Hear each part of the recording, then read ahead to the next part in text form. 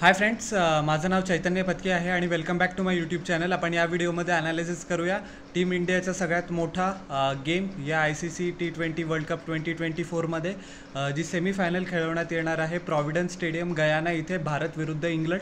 आणि खूप महत्त्वाचा सामना आहे भारतासाठी. या मॅचमध्ये odds on favourite actually India आहे. माझं पण ॲक्च्युली तेच मत आहे, 60-40 मी इंडियाला फेवर करतो.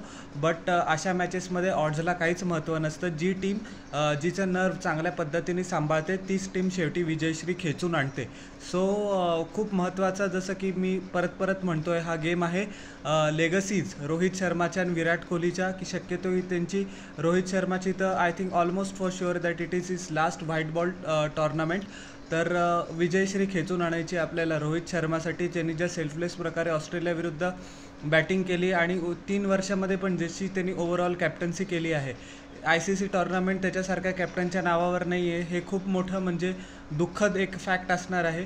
विराट कोहली पण आता त्याच्या करिअरच्या ट्वायलाईटमध्ये आहे. त्यांनी पण ICC ट्रॉफी जिंकून त्याला आता 11 वर्ष झालेले आहेत दोघांना पण, रोहित शर्मा विराट कोहलीला.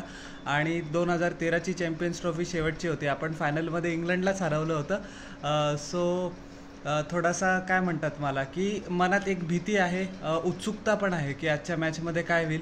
भीती काय आहे, कारण 2022मध्ये पण या दोन्ही टीम सेमीफायनल स्टेजला भिडल्या होत्या. आपल्याला माहिती आहे काय झालं. 10 विकेटनी इंग्लंडने आपला कम्प्लिटली धुव्वा उडवून टाकला होता. जॉस बटलर आणि ॲलेक्स हेल्सनी आपल्या बॉलर्सचा खरपूस समाचार घेतला आणि आपल्याकडे काहीच नव्हतं त्यावेळेला रिप्लाय कसा द्यायचा, काय द्यायचा. काय म्हणतात त्याला, अजून जसप्रीत बुमराह त्या टॉर्नामेंटमध्ये अवेलेबल नव्हता. बट एनिवेज, समजा त्या दिवशी जरी जसप्रीत बुमराह असता, मला असं वाटतं की तरी इंग्लंड जिंकूनच गेलं असतं. सो या थोड्याशा बिटर मेमरीज आहे, ज्याच्यामुळे एक भीती असते. पण उत्सुकता मनात काय आहे, की आपली टीम या एडिशनमधली 2022पेक्षा एडिशनच्या जास्त बॅलन्स टीम आहे, चांगली टीम आहे, करंट फॉर्म त्यांचा गुड आहे. सो अपेक्षा पण उंचावलेल्याच आहे. आपण सर्वात पहिले इंग्लंडचं ॲनालिसिस करूया, त्यांच्या बॉलिंगचं ॲनालिसिस करूया. Adil Rashid I think is in the form of his life in white ball cricket. खूप उत्कृष्ट तो गोलंदाजी करतो आहे. फक्त ऑस्ट्रेलियाविरुद्ध त्याला म्हणावं तेवढं सक्सेस नाही मिळालं, बट नंतर त्यांनी जी रिदम पकडलेली आहे ती वर्ल्ड क्लास आहे. इंडियाला त्याचं थ्रेट असणार आहे. क्रिस जॉर्डननी त्याची डेथ ओव्हर्समधली bowling leaps and bounds improve केलेली आहे. जोफ्रा आर्चर पण 145च्या वर टाकतोय. त्याच्या फिटनेसचा पण काही सध्या इश्यू दिसत नाही आहे. लियम लिव्हिंगस्टन मिडल ओव्हर्समध्ये काय ओव्हर इंग्लंडला देतो आहे. सो त्यांची बॉलिंग ॲक्च्युली सॉर्टेड आउट आहे. बॅटिंगमध्ये जॉस बटलर आणि फिल सॉल्ट चांगल्या पद्धतीने कामगिरी करत आहे. जॉनी बेअरस्टो पण 1 डाऊन फटकेबाजी करतो आहे. लियम लिव्हिंगस्टनची पॉवर हिटिंग तर आहेच आहे त्यांच्यासोबत. सो त्यांची हॅरी ब्रुक्स पण चांगल्या पद्धतीने खेळतो आहे. सो बॅटिंग पण त्यांची सॉर्टेड आहे. इंग्लंड एक वेल ऑइल्ड मशीनसारखं आहे. फक्त तो गेम त्यांनी साऊथ आफ्रिकाविरुद्ध 7 धावांनी हरले होते.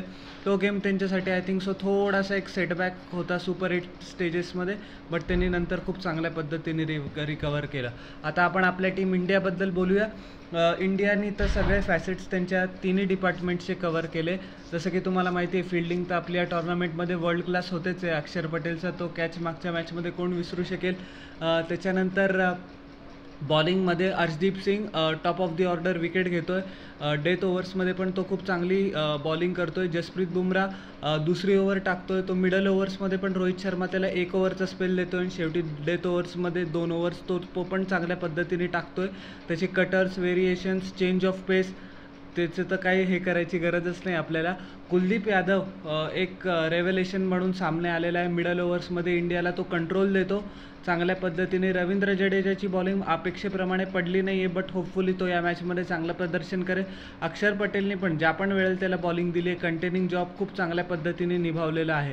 हार्दिक पांड्या कंटिन्युअसली 4 ओव्हर्स टाकतो. आता मागच्या मॅचमध्ये त्यांनी 47 रन दिले खरी, बट तो म्हणजे मोठ्या मॅचेसमध्ये टर्नअप करतो. लास्ट मॅचमध्ये पण त्यांनी 50 स्कोर केले होते इंग्लंड विरुद्ध, लास्ट एडिशन 2022 T20 वर्ल्ड कपमध्ये पण.